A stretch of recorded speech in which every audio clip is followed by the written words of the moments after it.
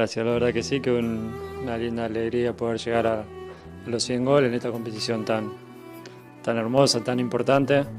Pero lo que voy a decir, no, lo importante hoy es que el equipo hizo un partido muy difícil. Jugamos contra un grandísimo equipo que tiene jugadores individualmente muy buenos y lo sacamos adelante. Por suerte se nos puso a favor muy temprano y ahí lo pudimos manejar bien. Sí, la verdad que sí, que feliz de cómo se dio todo.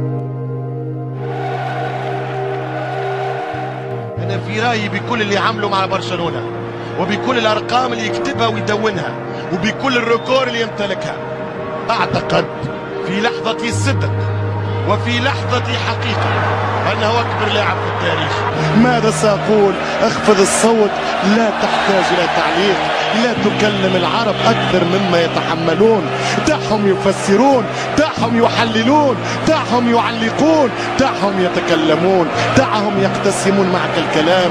لا تكن أناني أيها المعلق، دعهم يشتركون معك في التعبير عن الإبداع. أرجوكم لا نكن متعصبين، مدريديين، بلباويين، فرنسيين، أتلتيكيين، أرسناليين، مانشسترويين، بافاريين، ميلانيين، انتريين، يوفنتيين.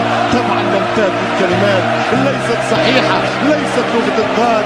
غبلتني والله يا ميسي، جننتني والله يا ليو، هبلتني يا ابن الأرجنتين. اشهد له يا بيليه، أكد له يا مارادونا، تحدث عنه يا كرويف، اجبره على اعتراف يا بلاتيني. قل الحقيقة يا زيزو، أليس هو الأفضل؟ أليس هو الأروع؟ أليس